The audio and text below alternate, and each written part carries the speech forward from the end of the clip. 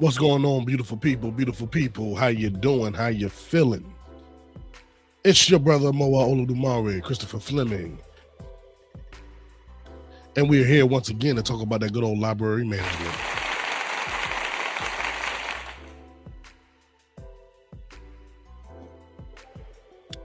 My voice is a lot better from last time, and I'm feeling a whole lot better overall. So let's get right into it. First of all, not everybody's meant to be a manager. Let's go straight into the gusto with it. Not everybody is meant to be a manager. Chosen Queen, what's going on, my baby? Bye. Not everybody is meant to be a manager, and we got to understand that from the jump, okay? So a main mistake that a lot of managers make is that they will witness a sales associate, I'll say sales associate, but a library associate that excels in their associate duties and then automatically assume that they're fit for management, and that is not the case. That has never been the case. And oftentimes, if you're not careful, that might mess around and displace that person out of their position. There's a difference between the sales associate mindset or the associate mindset and the manager mindset and the supervisor mindset. Let's get straight into this. So when an associate masters associate things, checking in and out, customer service, weeding the shelves, and so on and so forth, that's a mastery of the job description that they have already been prescribed to do. And that's great. That's a good thing. We want our associates to do great work as an associate. Give them some love for doing great work as an associate. But before you take that person that excels in this arena into a whole different arena, into supervisory work and into management, it is up to us as the managers to assess the intangibles of this person to ensure that they succeed well in the next level of the hierarchy of library management. And to be able to do that, you have to understand the system that is the library. What I'm introducing my staff into is the thought of systems thinking. Systems thinking, understanding how an organization works and how everything's supposed to flow as a coherent system. Clip that. This is what people need to understand before they go from one part of the hierarchy to the next part of the hierarchy. You have to understand the system in which you're in. In this case, we're talking about libraries and library management. More specifically, public libraries and public library management. You have to understand the system to be sure that you want to go to the next step of the hierarchy. And to understand if you want to go to the next step of the hierarchy, you have to know what that role is and what its function actually is. To go even deeper, you as manager, before you're looking at your staff to see who you might want to rise up into the next level, you more than them have to understand what the function and the purpose of the library and the hierarchy and everything is. What is your purpose as manager first?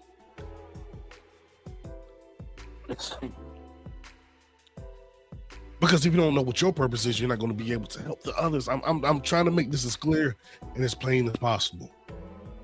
All right, so let's say that you have someone that is a great prospect of becoming a supervisor. The thing that you must do as a manager before you pull the trigger on that, what I do, I'll tell you what I do.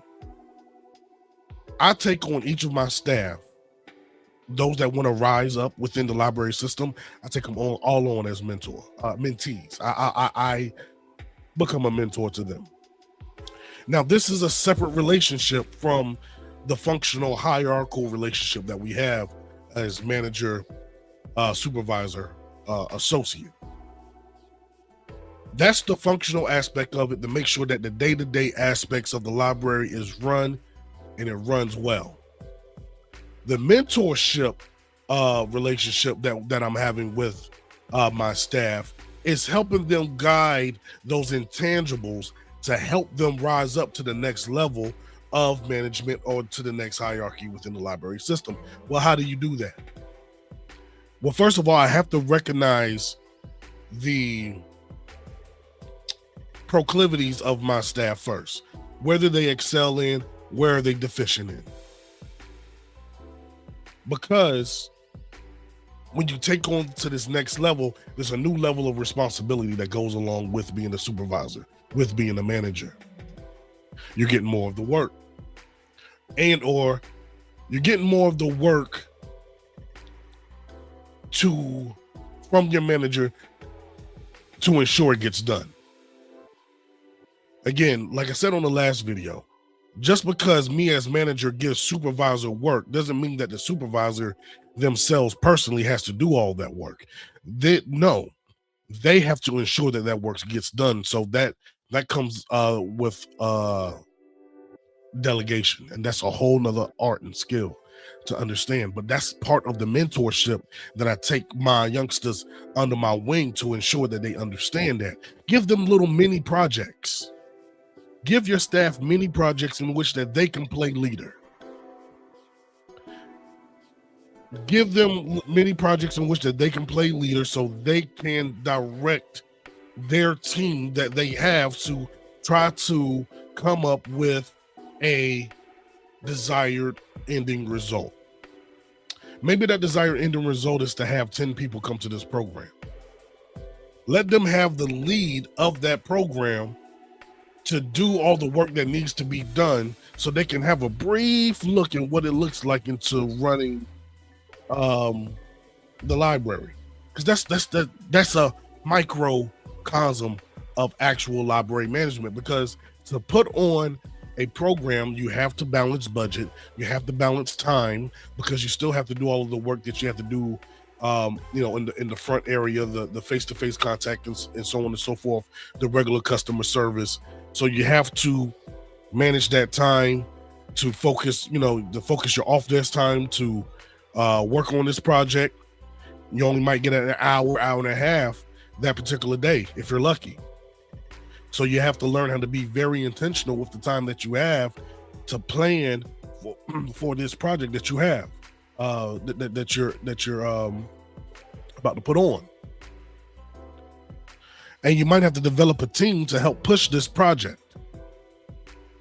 Now, when you allow your staff to develop a team to push this project, watch how they interact with that team that they have chosen.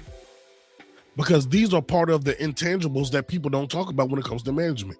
Namely, communication. Namely, active listening. Namely, dealing with the uncertainties. Because you might have a program that's going to happen 3 months from now, right? You got your team together. You got your outline together.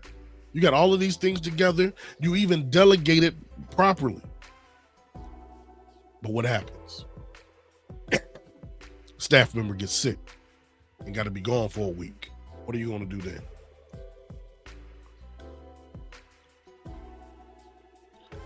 How are you going to manage that stress?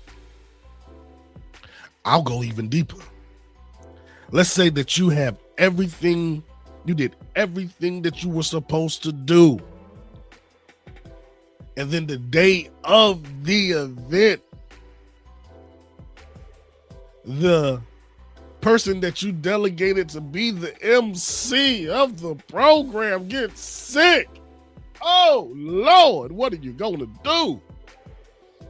These are the things that happen all the time. And it feels like, does that mean that the program is over? You can't say that, because not only did 10 people show up, 30 people showed up waiting to see this great program that you put on. What are you going to do now? This is part of the art of management, because not only do you delegate certain tasks, you have to know how to do the task yourself, or potentially know how to do the task yourself. Or if you did delegate that the MC to your staff member, to your team member, and they end up being sick that day, did you have a backup? Did you have a backup person, to understudy, if you will? Because if you yourself just cannot act in that role of MC, you should have backups to your backup.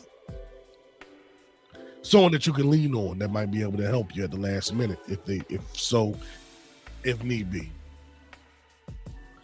But what if that breaks? What if what if you have to do it?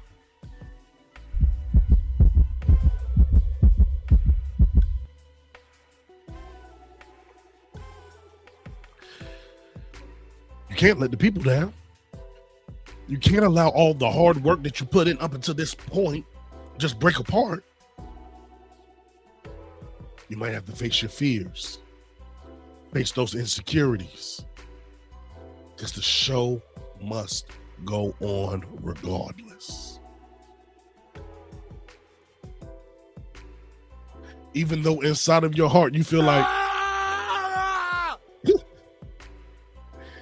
you got to face those fears, because those people came to see this event that you put on. And if you're under my tutelage as a mentor, I will tell you, like, look, you're gonna have to figure something out, because what we did here, what you did here, is you created a promise to the people, and that promise to the people was to bring a program that was designed to entertain or educate. And they took the time out of their day to come to your event. On the grander scheme of things, that means that your library, not just your program, but your library's name hangs in the balance. So if you were to cancel after that mother that has 2 or 3 kids or so got up intentionally, got up early intentionally to come to your event, got the kids dressed, brushed their teeth, washed their face, got their clothes on, had to listen to them fight and scramble all day to get them in order to come to your event, not including getting her own self together, not including making sure that there was gas in the car, not including making sure that breakfast was made and make sure that everybody was fed before they came to your program. See, this is systems thinking. It's not only the things that happen within the library, it's the systems and the acts that happen even amongst our patrons that come in to bring this program into fruition. And if you mess around and cancel, now sometimes you got to. That's real. Sometimes you got to. That's real. But just understand what might come along with canceling that program. That's a breach of trust.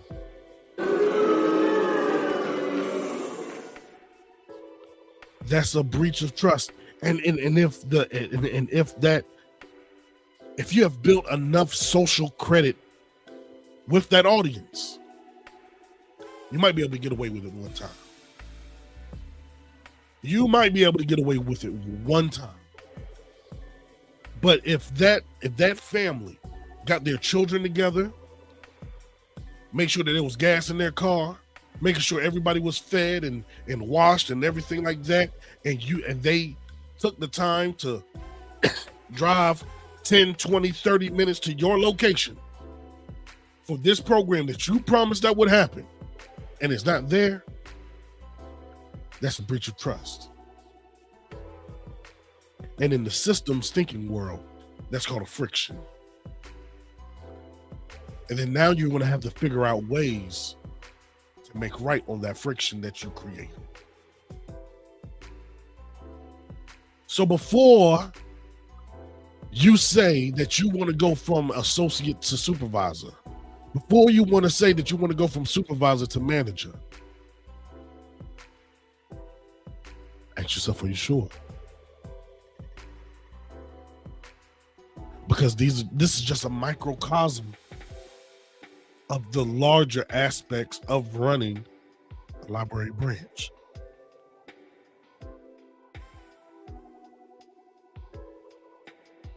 There was times when I had to open late. Staff got sick. We can't open with only one person, so we got to find someone else, either from another branch or from another department to come in to help open. What if there's nobody to come in at all? Sometimes you might just have to close that day. And these are sometimes unfortunate truths that happen. And there's nothing that we can do about it. It's true. It's true. I'm not saying that these things don't happen sometimes. But the wild part of it is, what if someone had to send a fax at that particular time and they only had that window of time that they would normally go to your library any other time to be able to do this? That's a friction that you got to deal with. That's a breach of trust that you're going to have to try to correct.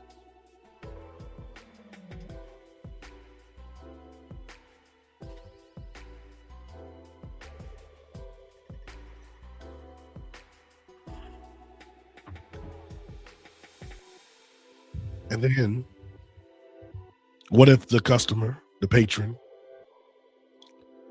audibly lets you know that they're displeased with either something that happened in the branch or with you? Do you have the inner resolve to take intense critique and not allow yourself to get so caught up emotionally that you're going back and forth, tit for tat with the patron?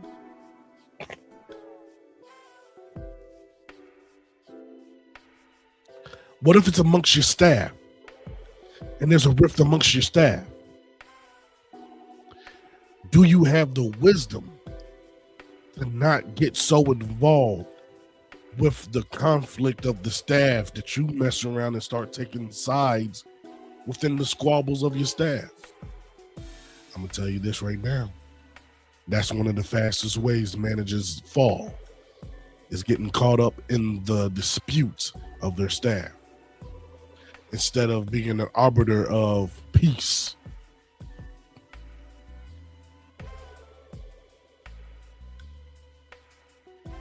Are you observant?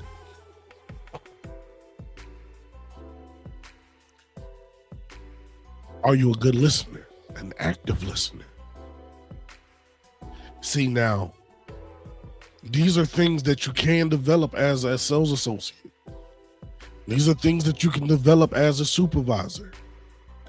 If you play your position and play your function well, they can develop you and get you ready for that next level.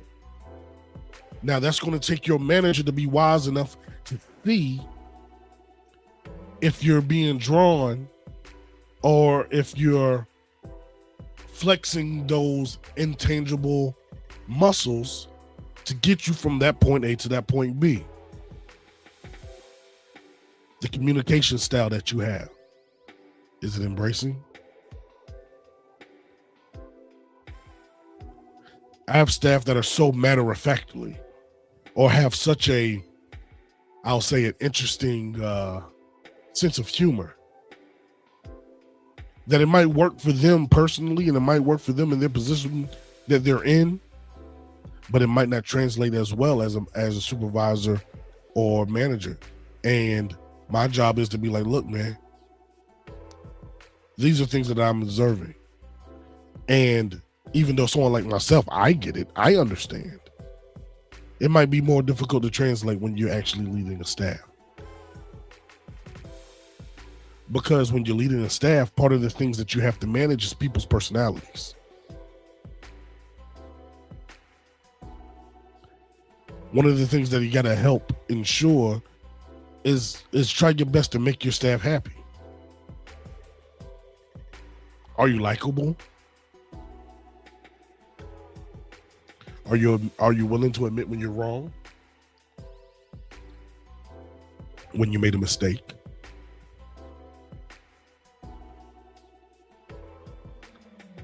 Are you willing to give the praise and honor to your staff instead of you when things go well? And are you willing to take the blame when things go bad?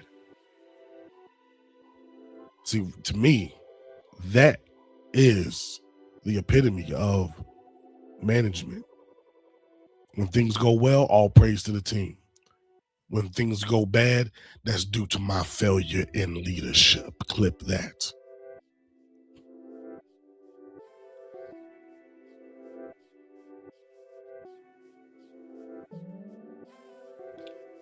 Management ain't always cool and fly. You got to understand, management is yes, it's a leadership role, but it's also a servant role. It's a servant role first. I'm serving my staff and I'm serving my bosses for the grand ambition of having the library run smoothly. I have to manage the work that I'm getting from my higher up, do the work that only I can do as manager, chop that work down, give that work to my supervisors, and trust in their competency enough that they know how to chop the work up, do the work that's only assigned to them, and also delegate it to the rest of the staff.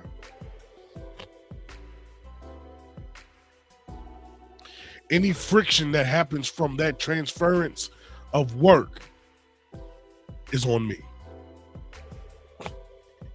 I have to find out where that friction actually is. Maybe I didn't train my supervisors well enough.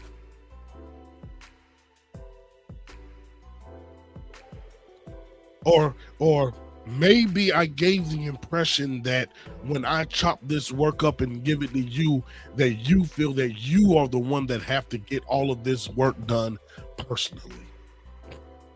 Maybe I didn't quite communicate the function of a supervisor and how it relates to the manager and how that relates to the director and how that relates to the executive director.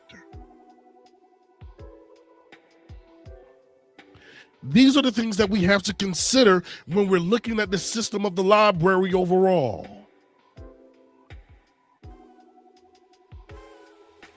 Any frictions that happen in there, 9 times out of 10 is due to communication error.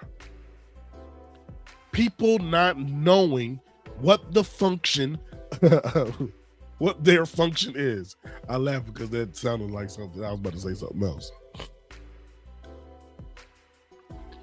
But does your staff know their function? Do you have an associate that's acting like a supervisor? And how do you correct it?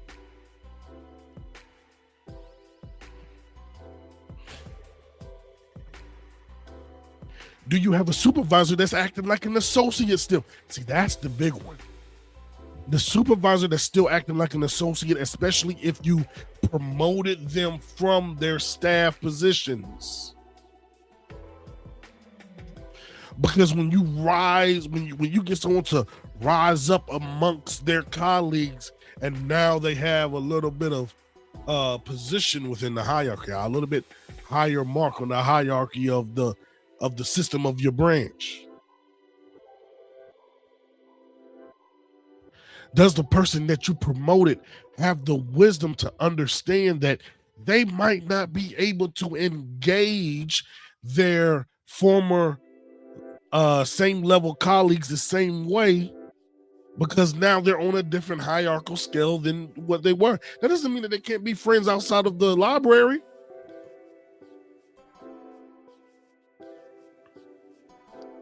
But you might not be able to shoot the shits the same way that you did on the sales floor or on the library floor.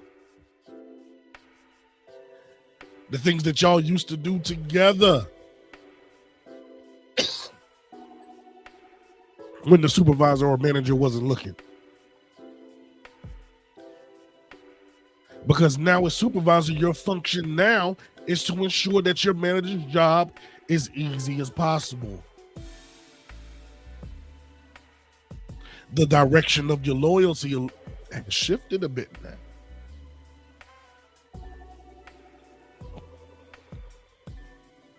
The weight of your responsibility has shifted a little bit now.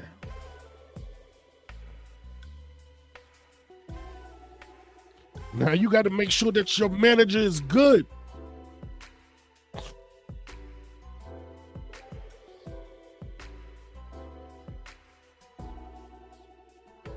And are you able or willing to take the critique from people that you were once on the same level with as you rise up the hierarchy? There are psychological weights to getting these promotions, my people. I'll say it again. There are psychological weights of getting these promotions. Especially if low-key, your colleague was going for that same position that you got and you the one who messed around and got it. Oh. Things get a little bit sticky then. So now, how do you deal with someone who was used to be on your same level? Now you're their superior on the hierarchical level of management. And look at this. Your manager tells you that you have to discipline that person.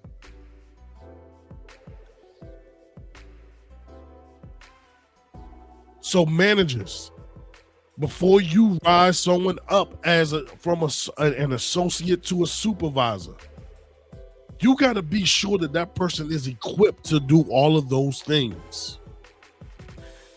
And how do you do that? Again, we go through systems thinking. When you go through systems thinking, you understand the function of each and everyone's role and how it relates to the next supervisor above them and to the whole library system as a whole. Make the line clear between things being personal and not personal. Sometimes you got to lean into what's uncomfortable for you to rise up. Because once you go into these higher rungs of management, the ultimate goal is for the library to run as smoothly as possible. The organization that you're in to run as smoothly as possible. And whatever friction points come up, you have to deal with them. Now, that doesn't automatically mean go straight to firing people. Sometimes you have to look at the system in and of itself to see if the system that we currently have built is producing the negative behaviors. Maybe that negative behavior is what's called a feedback loop, and it's something within the system that has to be changed first. What do I mean by that? An incompetent employee might be the fruit of a failed onboarding process. It might the incompetency of that staff might not necessarily be the defining trait of this person. Maybe we have to look at our onboarding again. How was this person trained? I know this from personal experience. Had a staff that was seen as struggling. And I kept on getting complaints from the staff all the time.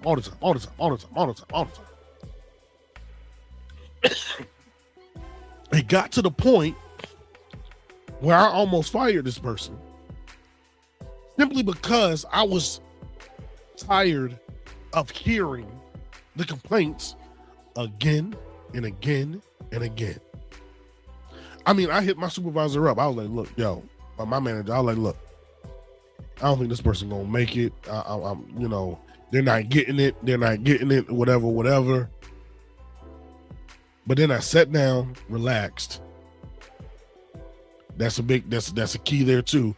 Sometimes you need to step back, relax, step away from it for a second to be sure that you're thinking clearly. Because I'm in a position right now where I can change the trajectory of somebody's life. And to some people, that's nothing. They can hire or fire real quick. And I have the ability to do that. But before I pull that trigger on somebody's life and change the trajectory of the income that they have in their life, I'm going to make for damn sure that it's not a systems problem first.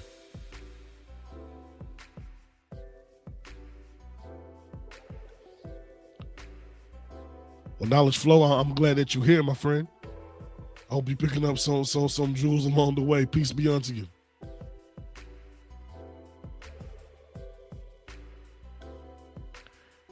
You know what? And it's not necessarily only with management backgrounds. Sometimes it's just navigating through life, my friend.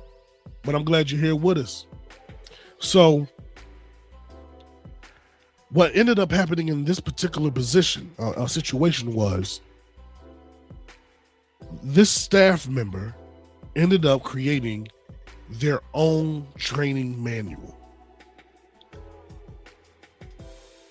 And in this training manual that this person created, right, she ended up making a training manual that she wished that she had, that would have made her onboarding process that much easier. I said, that's brilliant. That's brilliant. Because this is what I did for her. When I had my one-on-ones with my supervisors, I was sure to put her name in rooms that she wasn't in.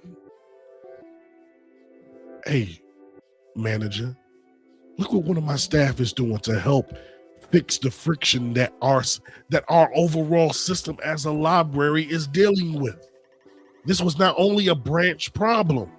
This was a system-wide library problem that a lot of our upper management knew and understood. The onboarding process, training people, that's a constant problem in almost every organization because people don't know how to train other people.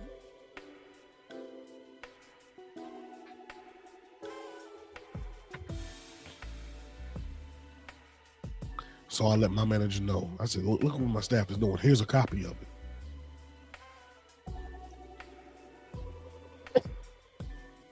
My manager's like, oh man, this is great work. I love this. So another part of management is having your staff's back. Having your staff's back. I told that staff member, look, I know you're going through a tumultuous time period right now. And I know that a lot of your colleagues don't understand why I'm keeping you on at this particular point in time. But look, understand this, clip this. A lot of times it's not necessary for your staff to understand the decisions that you make as a manager. Let me say it again. Oftentimes, it is not meant for the staff to understand the decisions that you're making as a manager. That's the reason why you're the manager and they're the frontline staff.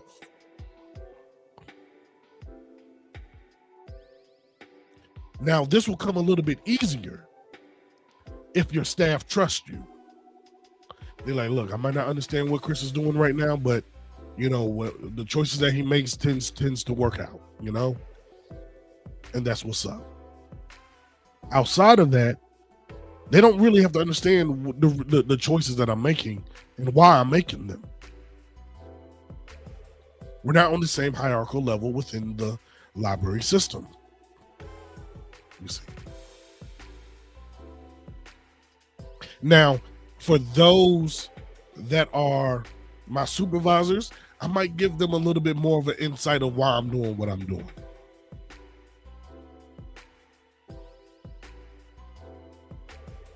Because they're a little bit more management adjacent.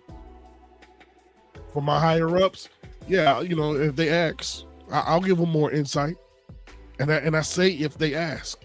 Why do I say if they ask instead of just giving it all of my information to them about what's going on in my branch? Because I'm the branch manager of this location.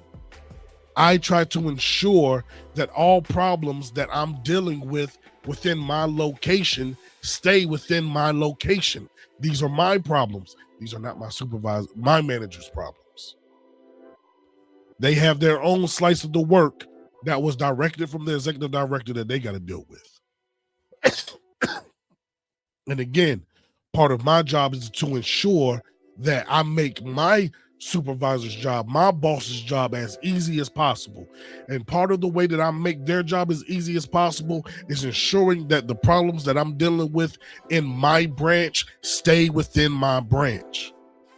I'm not calling my boss for every situation that happens to get their insight every single time. Every single time I'm calling them.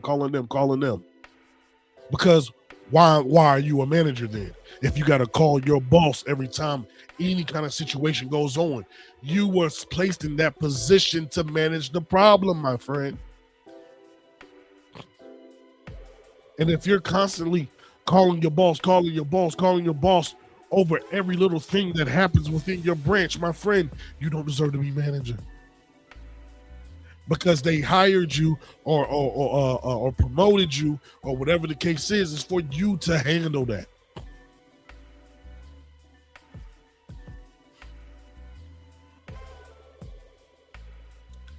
So anytime I end up having to have to call my boss on anything, anytime they see my phone and see my name on their phone, they know that it's something serious going on, because I don't call them for nonsense. What's going on, my friend? I hope it's worth it to you. See, my undergrad was in business management, so you might be able to get a little piece out of this, because I got my master's in library and information science, and I'm a branch manager. But the concepts of management applies to all of various organizations. So what we was basically talking about is understanding what's called systems thinking. And again, it's to make the system move as smoothly as possible and remove any friction points. So back to this staff member that I was dealing with, right? So back to this sister. I mean, she had a tumultuous time, but I said, this is what we're going to do. This is what we're going to do in our one-on-ones.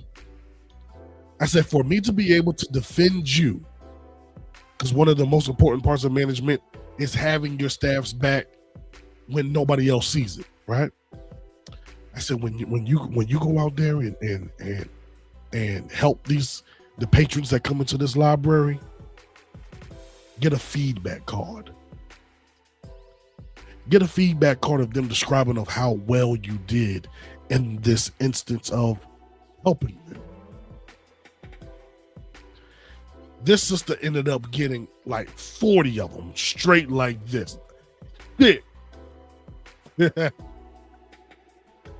Why was that important, especially for her first year? I was able to use that data as a means to back her up during the year-end evaluations. So yeah, her colleagues on her level might have been saying this, might have been saying that, but the patrons that came into our library had said this, and I have the data to back it up. And having that data to back her up in that particular instance for that yearly evaluation saved her from hitting did not meet expectations to meeting expectations.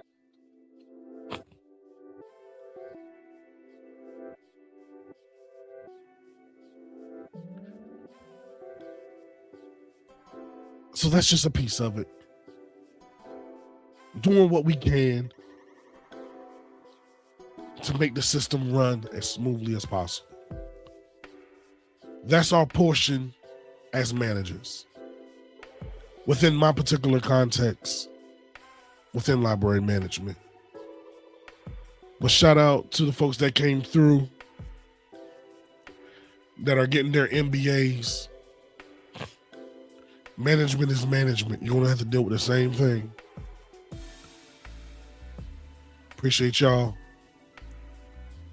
And this is just gonna be one of many. Y'all can visit my website, www.christopherafleming.com.